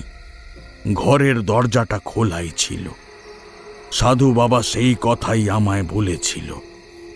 ওই ঘরে হরিহর আর তার স্ত্রী, এ ঘরে তাদের ছেলে একা ঘুমিয়ে রয়েছে। সে রাতে যে কতবার সেই পিশাচ ভেতরে ঢোকার চেষ্টা করেছে তোমরা বুঝতে পারবে না। আমি সাধু বাবার সেই লাঠিটা চেপে ধরে উঠোনের মাঝে বরাবর এদিক ওদিক ঘুরে বেড়ালাম। 2-1 জানলার কাছে গিয়ে ভেতরে তাকিয়ে দেখলাম হরিহরের ছেলে তখনও ঘুমোচ্ছে। অবাক কাণ্ড, সে রাতে তার একবারও ঘুম ভাঙেনি। কিন্তু সেই পিশাচ যে বলেছিল শেষ রাত্রের দিকে গৃহবন্ধন ছিন্ন হয়ে যাবে। পরে জানতে পেরেছিলাম সেই শেষ রাতের দিকে এক অদ্ভুত তিথির যোগ রয়েছে। সেই তিথি যোগে যে কোনো তন্ত্র ক্রিয়াকলাপ কিছুক্ষণের জন্য নষ্ট হয়ে যায়। সে কথা সাধু বাবা ভুলে গিয়েছিল, আমারও মনে ছিল না। অনেক রাত পর্যন্ত লাঠি হাতে ঘোরাঘুরি করার পর দাওয়ার কাছে গিয়ে একটু বসলাম। তখনও কিন্তু আমার হাতে লাঠিটা ছিল। শেষ রাতের দিকে চোখটা লেগে এসেছিল বোধহয়। হঠাৎ করে কি মনে হতে চোখ খুলে দেখি আমার একদম সামনে এসে দাঁড়িয়েছে সেই কালো ছায়া মূর্তি। তখনও শেষ রাতটুকু বাকি। সূর্যের আলো পূর্ব আকাশে ফুটে উঠতে শুরু করেনি। হঠাৎ করে তাকে অত কাছে আসতে দেখে চমকে তাড়াতাড়ি উঠে বসেছিলাম। দেখলাম সেই লাঠিটা আমার হাতে নেই। সে কিন্তু ততক্ষণে অদ্ভুতভাবে হাসতে শুরু করেছে। তোকে বলেছিলাম না আমি আসব। এবার আমি প্রথমে আমার কাজ করব, আর তারপরে এটা করার সময় বোধহয় তুই আর পাবি না। গলাটা চেনা বলে মনে হলো। এটা সাধু বাবার গলা। সাধু বাবা কোথা থেকে কথা বলছে তা দেখতে না পেলেও সাধু বাবার গলা শুনে কেমন যেন মনের ভেতর সাহসটা ফিরে এসেছিল। সঙ্গে সঙ্গে উঠে দাঁড়িয়ে ঘরের ভেতরে ঢুকে দরজাটা বন্ধ করে চিৎকার করে বললাম, সাধু বাবা ওকে এখান থেকে তাড়ান। সঙ্গে সঙ্গে পাশের ঘরে ছুটে গিয়েছি। দরজা জানলা সমস্ত কিছু বন্ধ করে হরিহরের ছেলেটার কাছে গিয়ে দাঁড়িয়েছি। বাইরে সেই মূর্তির ভীষণ চিৎকার শুনতে পেলাম। আজ আমি ওকে নিয়ে যাবই। আজ ওকে না নিয়ে গেলে আমার ক্ষমতা আবার কমে যাবে। আমি যখন এসেছি তুই ওকে আর নিয়ে যেতে পারবি না। ওকে নিয়ে যেতে গেলে তোকে আগে আমায় হারাতে হবে। ততক্ষণে হরিহর আর তার বউ উঠে পড়েছে। তাদেরকে ওই শিশুটাকে দেখতে বলে আমি দরজার কাছে এসে দরজার একটা পাল্লা ফাঁক করে দেখতে পেলাম শেষ রাত্রে অন্ধকার, আর তার মধ্যে দাঁড়িয়ে আছে সাধু, আর এক পাশে সেই ভয়ঙ্কর মূর্তি দাঁড়িয়ে আছে। ঘরের দাওয়ার কাছে হ্যারিকেনটা জ্বলছিল, আর তার অল্প আলোতেই যেন ব্যাপারটা বুঝতে পারলাম। সেই ছায়া মূর্তি এগিয়ে গেল সাধুর দিকে। মাথার ওপরে অজস্র কাক যেন একসাথে ঝাঁপিয়ে পড়তে লাগলো সাধুর গায়ের উপর। সাধু তার হাতে সেই লাঠিটা তুলে ধরল। কালো ছায়া মূর্তি কিন্তু একদম সাধুর কাছে গিয়ে পৌঁছল। সাধু তখন তার গলার মালা খুলে তার হাতে জড়িয়ে ফেলেছে। ডান হাত মাথার উপরের দিকে তুলে বিড় করে অদ্ভুত কিছু মন্ত্র উচ্চারণ করতে লাগলো, অদ্ভুতভাবে গর্জন করতে লাগলো। মনে হচ্ছে যেন প্রবল একটা হাওয়া এসে পেছনের দিকে সরতে শুরু করেছে। সামনে আমি সেই দৃশ্য দেখে চলেছি। সে এক ভয়ঙ্কর দৃশ্য, যেন সাধুর দিক থেকে প্রবল হাওয়া ভেসে এসে সেই ছায়াকে পিছনের দিকে ধাক্কা দিচ্ছে, আর সেই ছায়া মূর্তির শরীর থেকে কালো একটা অন্ধকারের পোশাক যেন আস্তে আস্তে খুলে যাচ্ছে। লাল টকটকে একটা শরীর থেকে সেই কালো ছায়া বাইরে বেরিয়ে এসেছে। সাধু গলা তুলে বলল, আমি জানতাম তুই কোন সুযোগে বাইরে বেরিয়ে এসেছিস, কিন্তু আর তুই কারোর কোনো ক্ষতি করতে পারবি না। কথাটা বলেই সাধক হঠাৎ করে এক মুঠো বালি তুলে নিয়ে বিড় করে সেই মাটি ছুঁড়ে দিল সেই ছায়া মূর্তির দিকে। ছায়ামূর্তি চিৎকার করে উঠে তারপর বলল, আমি কাউকে ছাড়ব না, কাউকে না। আমি আবার ফিরবো, আবার। এত সহজে আমায় তুই আটকাতে পারবি না। কথাটা বলতে বলতে কোথায় যেন উধাও হয়ে গেল। তারপর এই সাধু হাঁটতে হাঁটতে এগিয়ে এলো দাওয়ার কাছে। এতক্ষণ সাধু হাঁপাচ্ছে লাঠিতে ভর দিয়ে। কোনো রকমে দাওয়ার এক পাশে বসে বলল, একটু জল খাওয়াতে পারো? দেখতে দেখতে পূর্ব আকাশে লাল সূর্যের আলো দেখা গেল। তারপর চারপাশটা ভরে উঠল দিনের আলোয়। হরিহরের ছেলের শরীর সুস্থ হয়ে এসেছিল এক রাতের মধ্যেই। তারপরে আর তার কোনো ক্ষতি হয়নি। সেই সাধুর সঙ্গে আমি আরো কয়েকদিন ছিলাম ওই জঙ্গলের মধ্যে। তারপর হঠাৎ কি যে হলো, নিজের মতো চলে যেতে বলল সাধু। জানালো অনেক দিন হয়েছে, তাছাড়া আর বেশি দিন সে এখানে থাকবে না। এখান থেকে সে বেরিয়ে পড়বে। আমারও বেরিয়ে পড়া দরকার। আমার জন্য আরো অনেক কিছু অপেক্ষা করছে। চলে আসার আগে সাধুকে প্রশ্ন করি, আচ্ছা, ওই যে পিশাচ হরিহরের ছেলেকে মারতে গিয়েছিল, সে আসলে কে বলুন তো?